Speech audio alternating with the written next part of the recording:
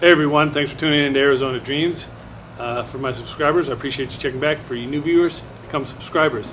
Today we're going to talk about how to beat the heat of this fine Arizona sun, which you're wondering why am I squinting. It's about 104 degrees today, and we're in the middle of May, or getting close to the middle of May, so that should give you an idea of the heat we're going to look forward to. Let's talk about some tips on what you can do to help quench yourself and relieve yourself from this ridiculous heat that is the summertime. Number one, find a pool. Buy a house with a pool, rent a house with a pool. Get an apartment, make sure it has a pool.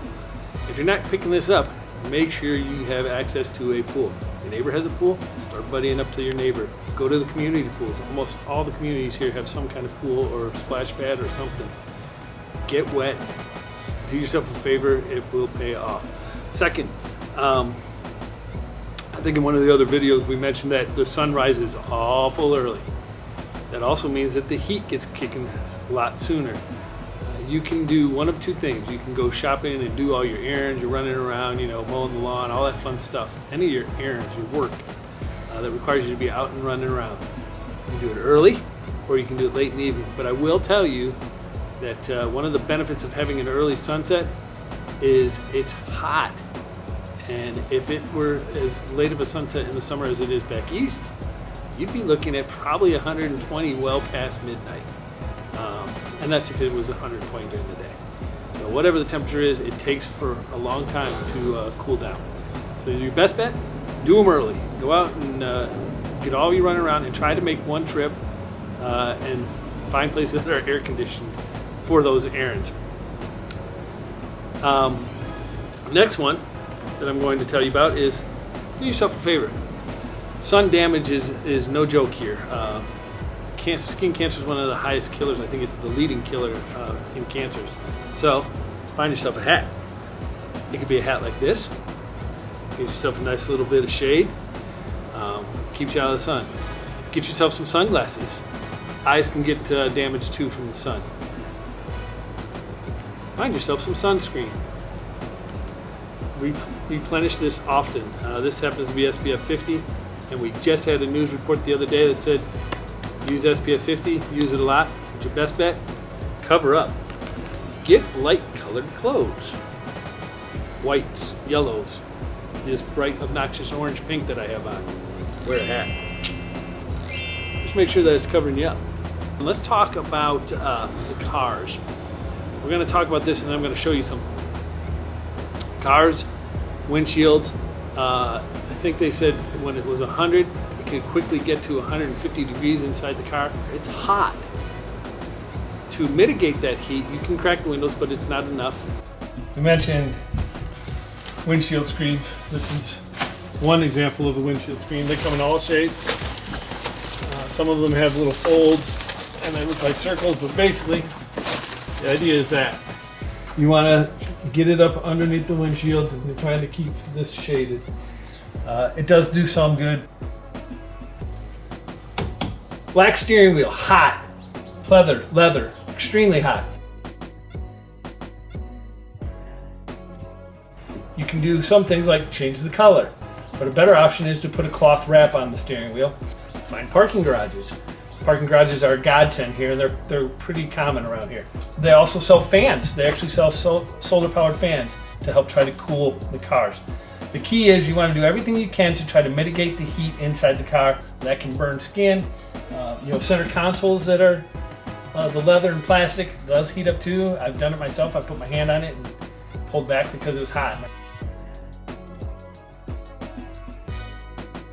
So just remember, windshield screens, crack your windows, wrap your steering wheels if you can, find parking garages, and find shade. Those are the big tips for the car. Use them, and you'll do yourself a big favor. In case I forgot to mention, get yourself a hat. Stock water. You want to make sure that you take water with you whenever you're going on trips. Typically, you want to have about a gallon of water with you. And you want to make sure that you keep it fresh, and if it's plastic, don't leave it in the car. That will make that water toxic. You don't want that. That water is bad for you once it's been sitting in the sun inside a plastic container. If you're not picking up on this, hydrate. Hydrate. I drink on average, and this is just sitting at a computer desk, 3 times a day, 24 fluid ounces of water. And that's just sitting. And when I go hiking and stuff, you can double that. And you need to double that. Heat stroke is no joke. And it happens, and it makes the news here, I would guess, at least a couple times every summer, probably more than that. Check the stats on that.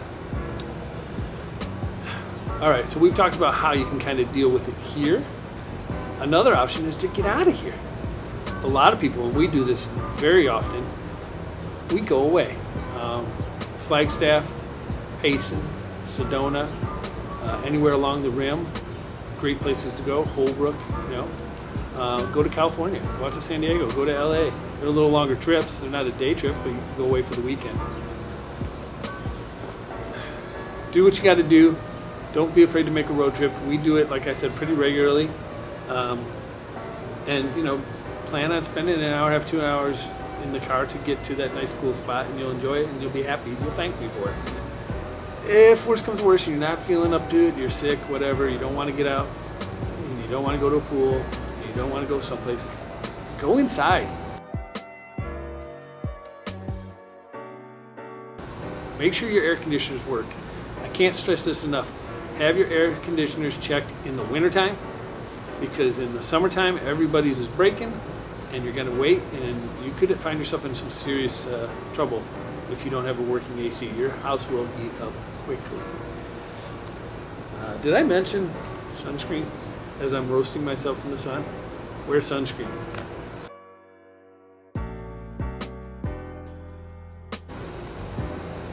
And lastly, hiking.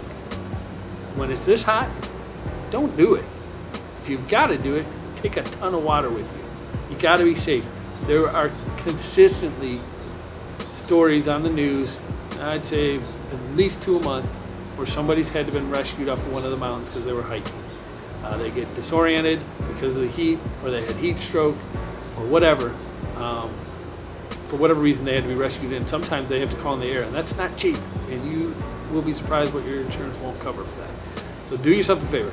If you got to hike, hike in the morning. Otherwise, don't hike. Don't hike in the peak heat. That's it for now. Those are some great tips. If you've got some other tips that you want to share with the world, put them in the comments below. Otherwise, you know the drill. Subscribe, share, like. Comments down below, as I said. Check back for the next video. Take care.